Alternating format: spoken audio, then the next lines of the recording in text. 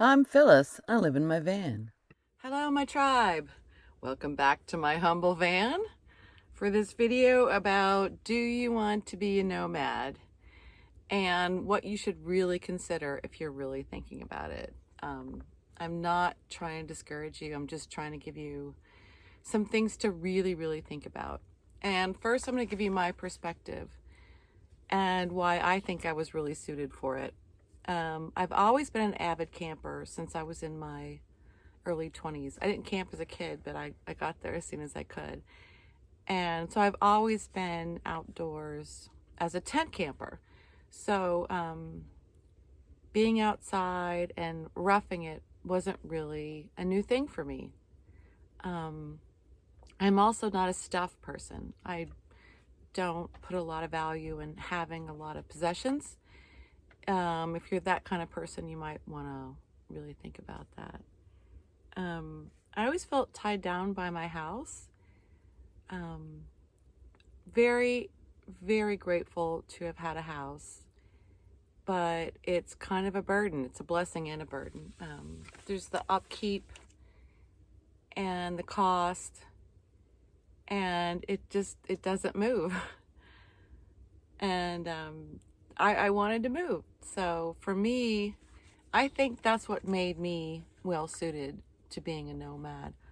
Also, in addition to not being a stuff person, I'm a pretty frugal person. I've always cooked for myself. I don't go out to eat a lot. I don't buy a lot of fancy things. So if you're frugal, that's going to help you a lot if you're thinking about being a nomad. If a lot of these things or most of these things apply to you, then it's probably going to work for you, or then you'll have a better shot at it working for you. If none of these things apply to you, then you might really want to think about why you want to be a nomad. Be realistic. It's not a perfect life. It's not going to solve all your problems. It's not going to change who you are. So you really need to think about that. Are you trying to fix yourself by moving into a vehicle? If you are, then that's not the right reason to do it. You really have to be realistic. Be realistic about living in a small space. Can you live in a really small space? It's a big change, and you really need to think about that.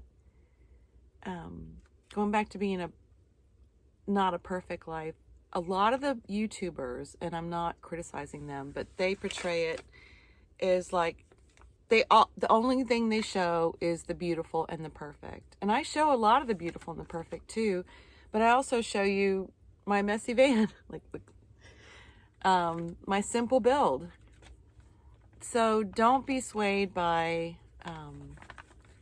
the van lifers who want to make it look perfect, because it's not. So just be realistic. Can you live simply? Can you live without a real bathroom? Can you live without a flush toilet? Unless you've got, frankly, a lot of money to spend on repairs to an RV and gas to pull it around, it's not going to be the vehicle for you. They break down, they cost more money. If you've got that money, more power to you. Otherwise, you're probably not going to have a bathroom. You're probably going to have a pee bottle and a poop bucket like I do. So really think about, can you live that way? If you've also got a lot of money, you can stay at campgrounds that cost money. I don't do that. If you want to live simply and not spend a lot of money, don't plan on camping at official campgrounds with bathrooms and showers all the time. You can do that every once in a while, but it's not realistic for every day unless you've got a whole lot of money. Are you independent? There might not be a next door neighbor to knock on their door if you need help. You need to be able to rely on yourself. If you're not used to relying on yourself, you might have trouble with this. Now, if that's you, I'm not saying don't do it. There is probably an inner strength in you that you don't know that you have. But you're gonna have to really stretch yourself. You have to get yourself out of fixes. You have to make sure you have all your own supplies. You can't just automatically rely on other people. And I know, especially women of my generation, we're used to relying on men. And if you're going to be a nomad, you're really going to have to learn how to rely on yourself. That's a really, really big thing. Money. How much money can you realistically spend in a month? What's your budget? Not just your rig, but what's your monthly budget? Think about what you'll have to spend on the road and whether or not you can afford it. I don't know if it'd be cheaper for you specifically to live in a vehicle than where you are now. Maybe you're staying with friends. Maybe you've got a subsidized apartment. I don't know. It's not necessarily cheap to live on on the road if you're not careful.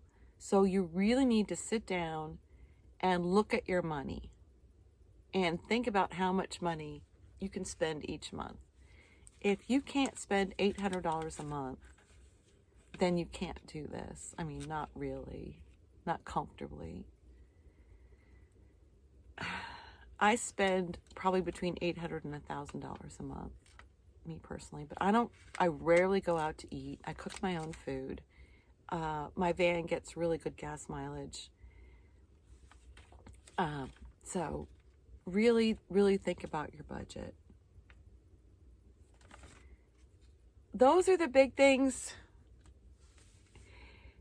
Take some time, watch a lot of videos. I probably watched, it was about 5 years before I went on the road that I decided I wanted to do it. And I started watching a lot of YouTube videos. And I suggest you do that. Get other people's perspectives and really look at your life and think about, is this what I really want?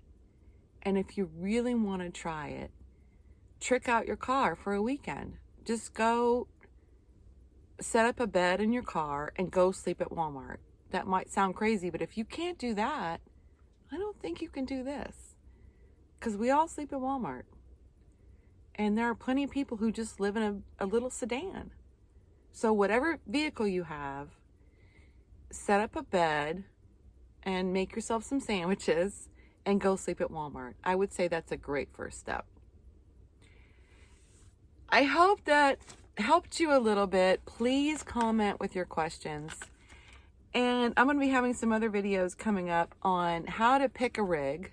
That's big. What your first steps should be when you decide to become a nomad. How to find free camping. And then what are your basic necessities for living in a vehicle. So I hope you've enjoyed this video. I don't usually say this, but please like my videos and subscribe if you don't mind. And share with your friends. It helps my channel. So thank y'all so much for coming. And love you. Bye.